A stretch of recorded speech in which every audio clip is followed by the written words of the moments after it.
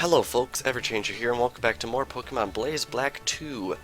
Last time, we made our way through the rest of Chargestone Cave, and we made our way here to Mistralton City. And this time, we are going to be exploring the city a little bit, but although the city isn't all that big, so we might be going even further beyond.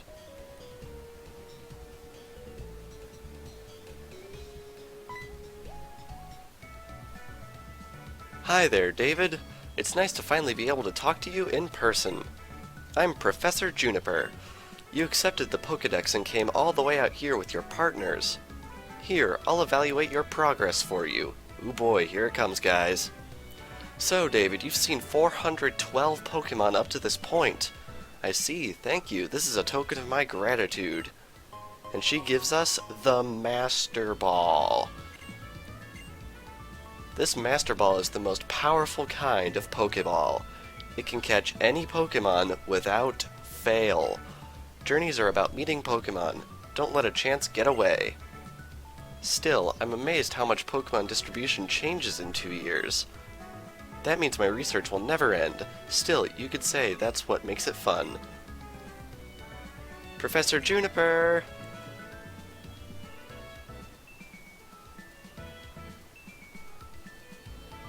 Why, if it isn't Skyla? This is Skyla. She's Mistralton City's gym leader. Why are you surprised, Professor? You did ask for a lift in my plane to cross Twist Mountain, since you can't reach Opelucid City by foot. Ahaha, you're right, but I have a quick favor to ask first. I want to look at Never stops. I want to look at Celestial Tower. Do you mind waiting till I'm through? See you, David. Be sure to always get along with all kinds of Pokemon. Honestly, I can't tell if she's just laid back or if she's not paying attention to anything outside her head. The apple sure doesn't fall far from the tree. What's next? Are you coming to my gym to challenge me? Or are you going to follow the professor to Celestial Tower and do some training?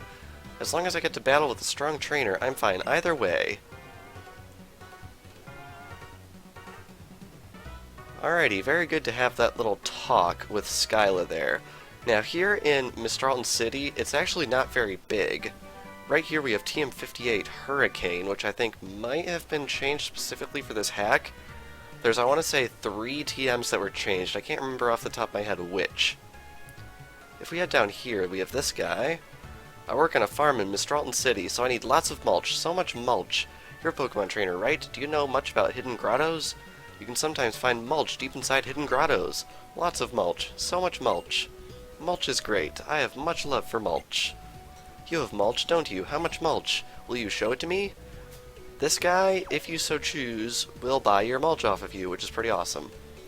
Mulch is important for farms and fields. Mulch helps things grow so much. If you find mulch, even if it's not much, please bring it to me.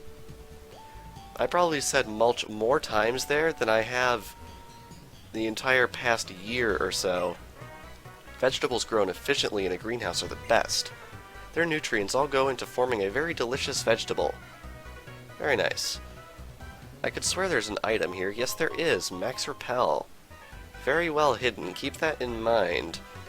Anything else? I don't think there is. So yes, anyway, the largest portion of the city is this gigantic runway here. And as you might notice, there are some hidden items. Like this one, a flying gem. Very nice. Now, if we head up here, we can technically challenge the gym immediately. However, you do have to do both the gym and the events at Celestial Tower involving the professor before you can progress the story, as far as I'm aware. So I think what I would like to do is I would like to head out to Celestial Tower first, just so we can get that knocked out of the way before the gym. Now, is there anything we can actually get in here? I think there is. Hey, do you have any flying or psychic-type Pokemon with you? Oh, Mandibuzz is with you. Would you help me get some luggage that's too high for me to reach? Here's a little something to thank you for helping me. And we get some net balls, which is pretty awesome. Having Pokemon with you can be a big help sometimes, eh? Sometimes, more like all the time. I'm sure there's other stuff we can get here, but I think those are some of the major things to point out.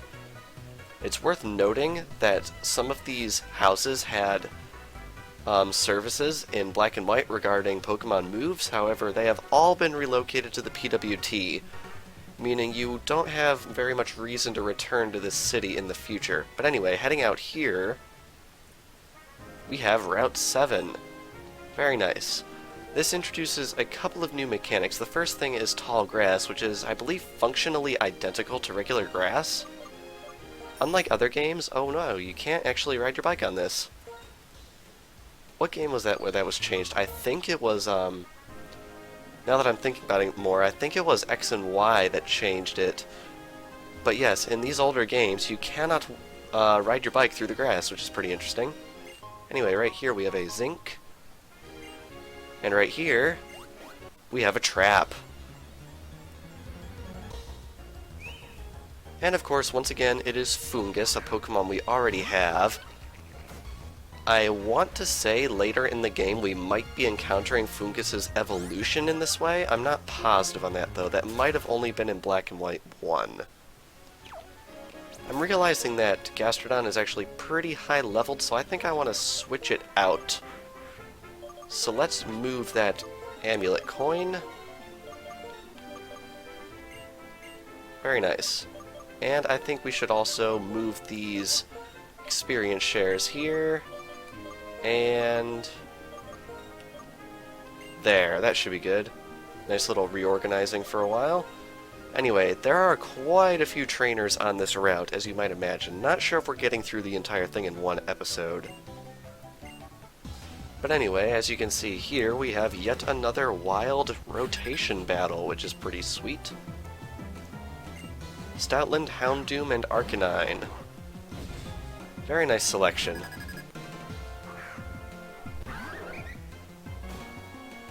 Alrighty. Now, as you can probably imagine, this is another one of those big long routes with a lot of fights, where there's really not a whole lot to talk about, so I think I can talk about something unrelated to the game. For those of you who do not know, I have a private Minecraft server with my friends, and as some of you might also know, it has not been very active recently. And I really, really hope you guys can understand that the main reason for that is school. Because, as anyone who has played the game knows, doing anything in Minecraft takes forever, just because of the nature of the game. And anyone who's familiar with how things have been going recently, you will know that I have been building a gigantic build on the server, mostly for the services of everybody. It's mainly a utility build, but it has been taking quite a long time. And as a result of that, there hasn't been much content on the server, because if I want to work on this thing at all, it will take forever and it is incredibly boring to watch. But those of you who are very hawk-eyed might have noticed that back in November I did a silent live stream where I just played the game silently and played music over it while I was working on this build. And to anyone who enjoyed that, or to anyone who may have missed it, I plan on doing more of those, because the nice thing about those is I don't have to commentate or anything, which means I can work for a longer period of time, and it will provide content on the channel as well as a bit of proof that we are actually making progress on this build.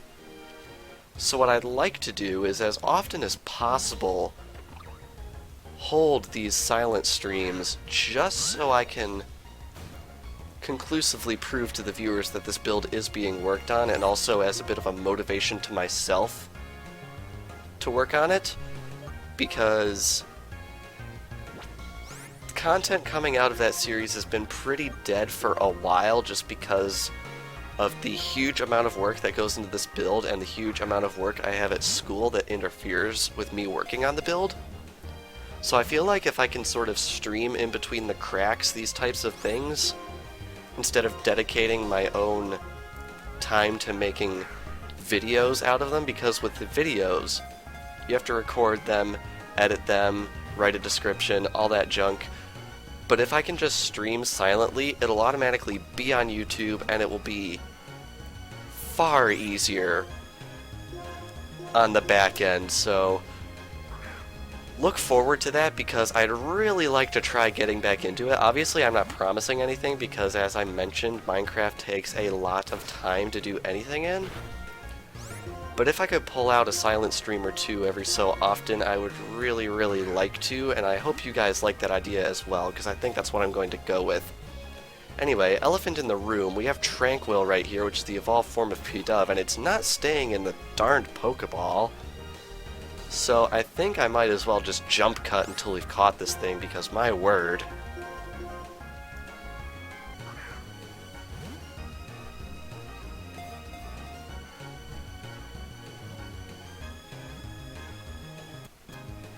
Very nice. Tranquil was caught. Took a little bit more work than I would have liked, but I guess that's what I get for being impatient and not weakening it first. No matter where in the world it goes, it knows where its nest is, so it never gets separated from its trainer. Very nice. Even more progress for Professor Juniper, who only now we are meeting in the flesh, which is kind of crazy, considering how darned far we are into the LP. Anyway, we have another new Pokemon here. This is Kecleon. Kecleon is interesting because, as I believe I've mentioned before, it has the ability of color change, which will allow it to transform into the type of the move it was just hit with, which is very neat. And of course, if you attack it with something like Dragon or Ghost, you can definitely abuse that ability to take it out quickly.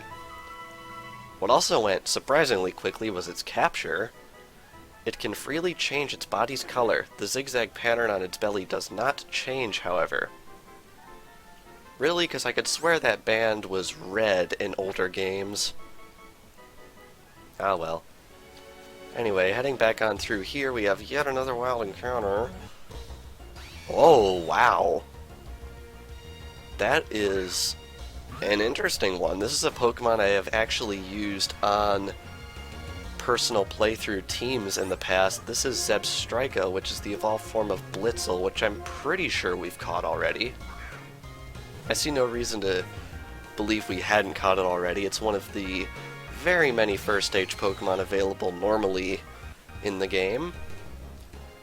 As you might imagine, it's electric type, which means Gabite is the perfect choice to go up against this thing. Unfortunately, its catch rate, if I recall correctly, is pretty low, so we might be here a while.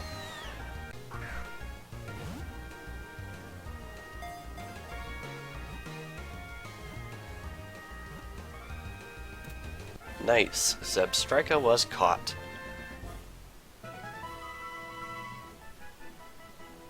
When this ill-tempered Pokemon runs wild, it shoots lightning from its mane in all directions. Yeah, look out for this thing. Would not want to get on its bad side. Now, since we're literally right out of town, I think I'm just going to run back and buy a whole bunch of Pokeballs because, let's be honest, the way I'm going about catching Pokemon in this series is, I guess, a little bit suboptimal in terms of Pokeball usage, which means I'm going to have to buy quite a few more. So let's get stocked back up to 100 of these, and 100 of these, and of course we have to buy one more just for good measure. And since we have the money, I might as well buy up to 100 of these, because we definitely have the money. Like, look at that. We're freaking loaded by this point. Now I'm curious, what does the other counter have in this city? Aha, they sell technical machines. The weather ones, to be specific. We're probably going to be coming back here to buy those eventually. Anyhow, let's head back out into the wild here. Something I should probably do is head into my bag and auto-sort these, just so I don't accidentally, I don't know, throw my Master Ball or something tragic like that. Although I'm not really decided on what I want to use the Master Ball on. I'll have to think about it. If you stand still on the raised walkway, you'll fall off. Yes, as you can see, you can jump up here onto these walkways and you can walk. However, if you stand still for too long, you will actually fall, which is pretty interesting. Nice mechanic. I find it pretty fun. Anyway, right up here we have another breeder. We're going to have to keep this guy in mind running around here because, like other breeders, he will fight you repeatedly every time you reload the map, which is pretty annoying, if we're going to be perfectly honest. Anyway, he's got a Chimecho right here, which is not a very strong Pokemon, and I'm realizing I was in the Pokemon Center, and I didn't take the time to heal. That's pretty sad. Anyway, Chimecho is not very strong. In fact, I'm surprised it survived that, even. Unfortunately, it is Ghost type, and I'm pretty sure it's packing Levitate, which means the only thing we can really do is Dragon Claw this thing. Level 45 on Gabite. I think Gabite's getting pretty close to evolving, although I don't remember off the top of my head what level it evolves at. So that'll be a very appreciated surprise when that eventually happens. Anyway, we have a Kangaskhan coming out next, which is super duper weak to fighting type moves, which means we are going to spam the crap out of him and watch it fall. Very good. And up next is, oh, that's interesting, Simisear. That is a fire-type Pokemon, so I think Gastrodon will be a good pick for this. I don't remember if we've actually seen this Pokemon before. We might have. I'm not entirely sure. Honestly, these monkeys are probably some of my least favorite designs in the game. Not to rag on them in terms of their usefulness, because they are pretty useful, but I find their designs to be very bizarre and not necessarily in a good way. Anyhow, we have defeated the breeder, and we may now progress. Oh, we have a phone call. Is this who I think it is? Hi, is this David? Really? So you listen to that kind of music often, David?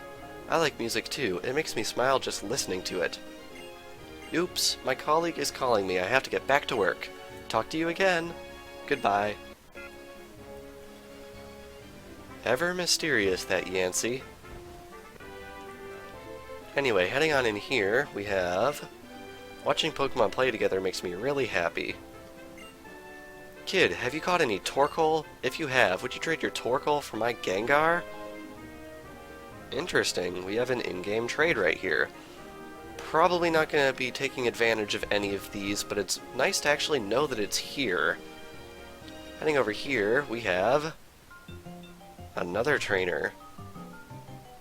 We go 3 against 3 in triple battles. Are you ready? I am. Let's go. General rule of thumb in this game, if there is a triple battle, there is a rotation battle not far behind, and vice versa.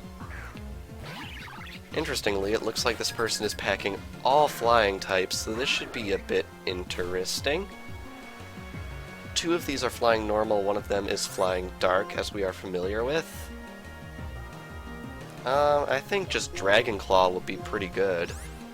And of course, since these things are part normal, they will take normal damage from fighting type moves, so I think I'm going to give that a shot. And Flame Burst, how about? It's interesting, everything here is not resistant to fighting type moves, which is kind of funny, considering that flying type is resistant to fighting type moves. Victini gets level 45, which is very nice. Let's see how well that Flame Burst will do. Actually, not that much, which is unfortunate. But down goes Rufflet in 1 hit, which is quite impressive, actually. Alright, how much is this going to do?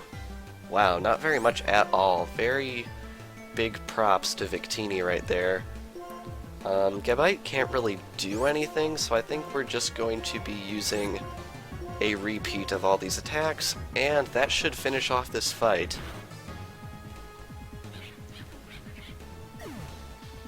Very nice.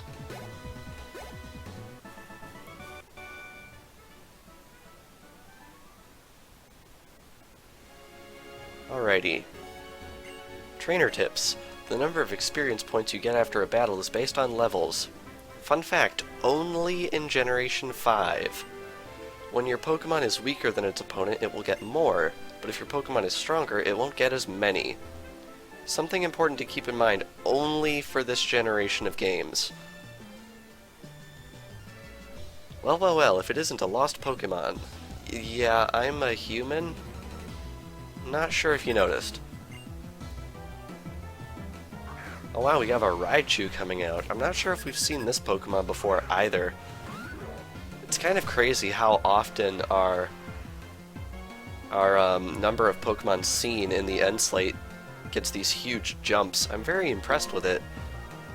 It's going to be interesting once we finally hit that magical 649, but I'm not sure when that'll actually happen, because we still got about a third of the way to go. Maybe even a little bit more. Togekiss coming out next. This would be a good match for Magnezone with Electric-type moves.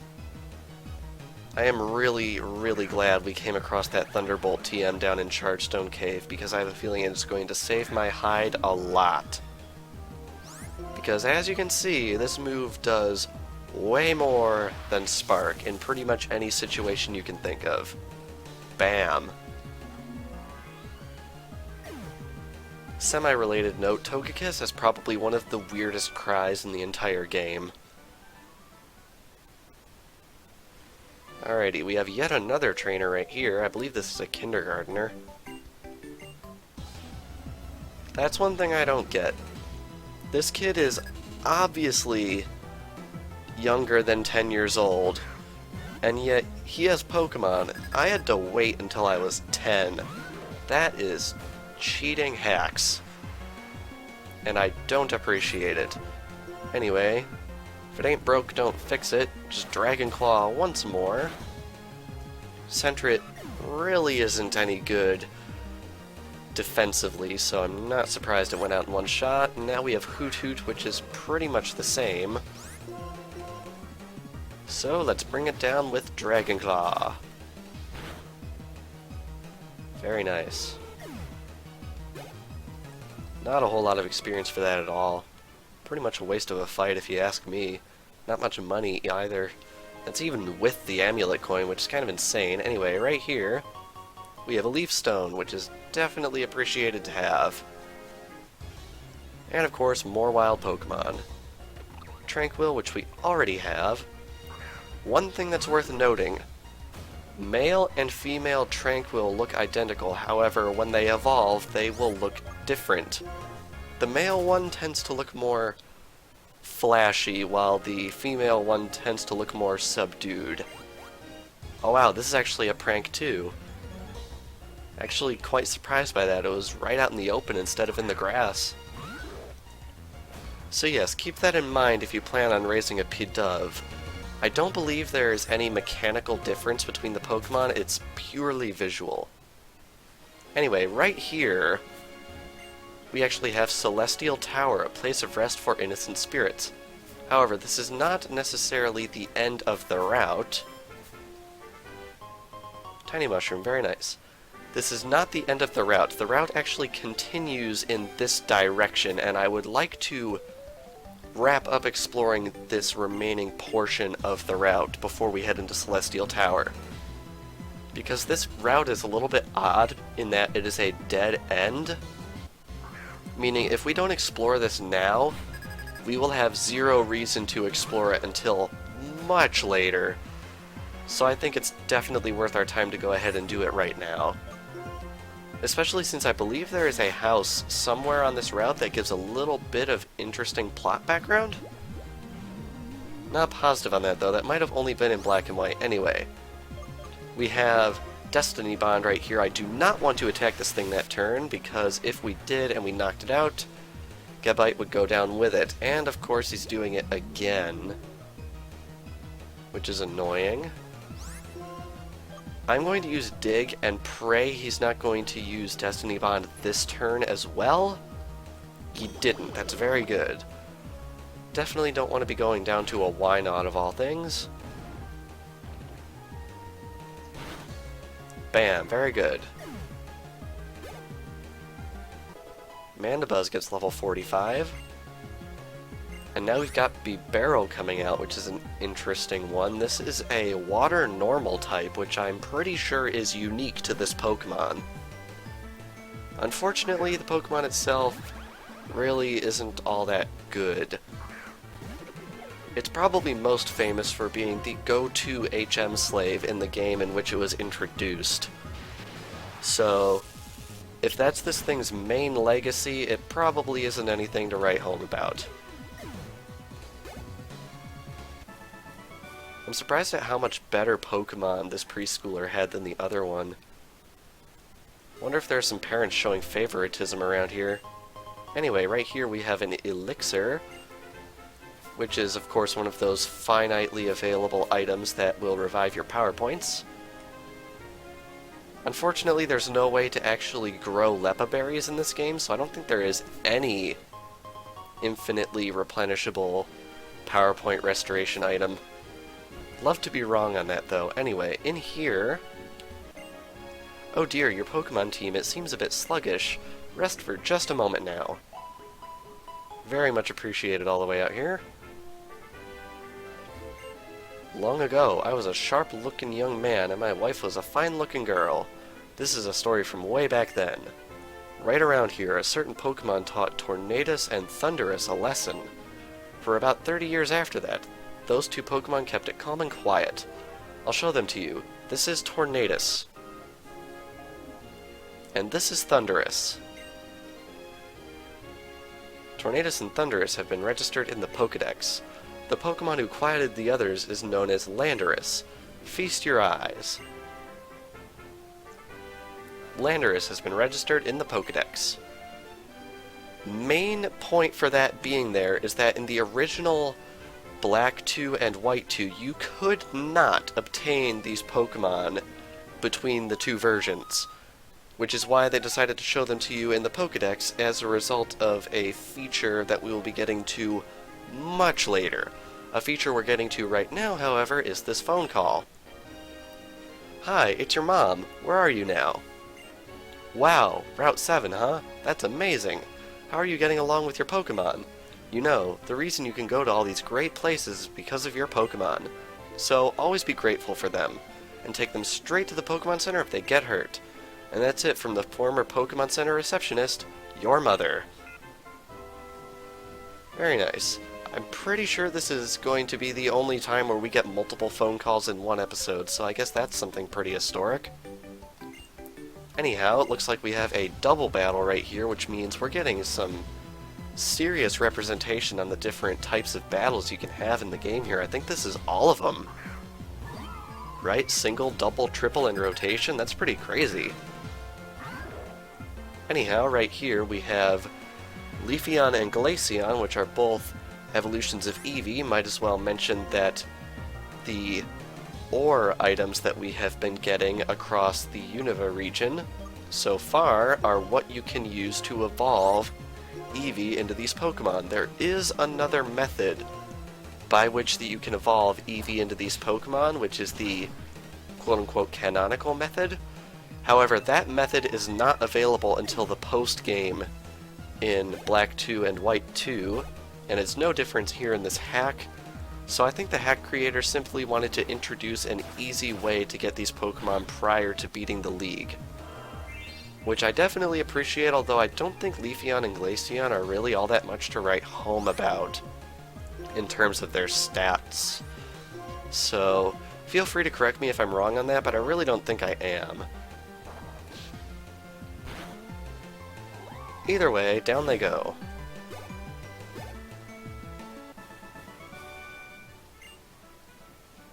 Alrighty. Now this episode is getting a teeny bit long, but we are almost done with this route, so I think I did not mean to jump down there. Oh well, we got lucky. I think I just want to get through this entire route. Right here we have TM89 U-Turn, which is a bug-type move which forces the user to switch out upon use. It does a decent amount of damage. And right here we have a Harlequin. A battle on a raised walkway. That's kinda cool. Sounds pretty dangerous to me, to be honest. Alrighty, 3 Pokemon. How quickly will they go down? Hopefully very quickly. Because we're coming up on a half hour right here.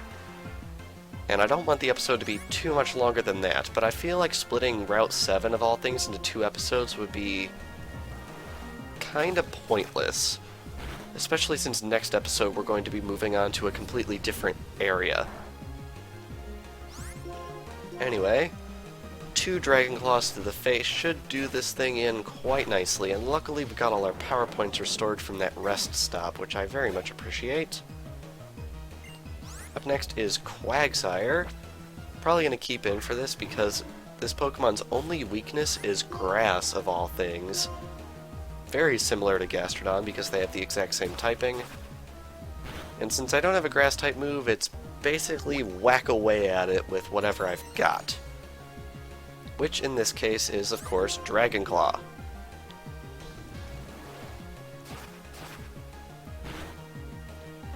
Very nice. And the last Pokemon out is Slowbro. Going to be switching over to Magnezone for this to take advantage of its weakness.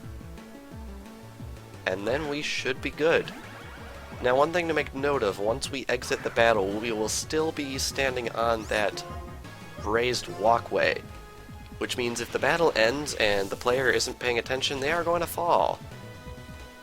And you probably don't want to go falling into that grass if you're in a little bit of a hurry like I am. So we're going to have to keep on our toes. Literally. Anyway, heading right around here. Is there any actual item on this walkway? I don't think there is. Anyway, we have this Harlequin right here. Definitely gonna want to be fighting him. And I think this is either the last or second to last trainer on the route. And of course, he's also got 3 Pokemon. First up is Staravia, which is an interesting one. It's basically Tranquil except Diamond and Pearl. And they both very much like to spam protective moves, which is highly frustrating. Oh man, I can't tell you how many times I've cussed out my game because the AI keeps on using protective moves, and Wowie Endeavor can really hurt if you're not careful. For anyone who is unaware, what Endeavor does is it causes the target's HP to match the user's. It is a very, very popular component in a strategy that allows very weak Pokemon to take out very strong Pokemon, but unfortunately, the strategy is so well known that you'd have to be a fool to fall into it. I'm realizing we probably have a good 70-something or more episodes left of this series, and considering the strategies I've seen in the game before, it's quite likely we are going to be running into that strategy at some point. So please don't quote me on that if I actually fall into that trap. Oh man, I should think before I open my mouth.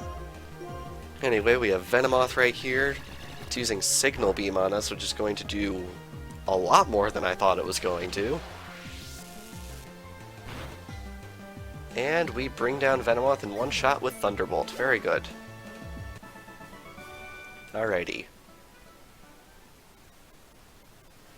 Now this is the end of the route, I believe. Don't think there are any more items for us to grab either, which is very much appreciated. Right up here we have Twist Mountain. Watch out for wild Pokemon. However, if we head up here, we have this man. I'm Marshall, one of the Elite Four. Man, there are a lot of firsts in this episode. You look like you're a Pokemon trainer with potential, but I can't let you into Twist Mountain. The inside collapsed, and you can't get through. Yep, basically plot devices explaining away why we're not allowed to progress out of the area in which they want us to be for the moment.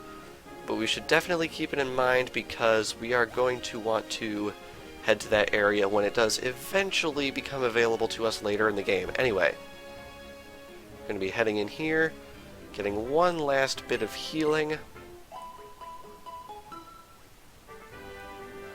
And I think that will do it for this episode. So, this past episode of Pokemon Blaze Black 2, we explored the entirety of Route 7 and defeated, I believe, all of the trainers on the route.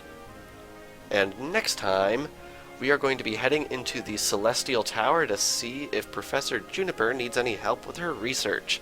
So without further ado, thank you all for watching, and I will see you guys next time.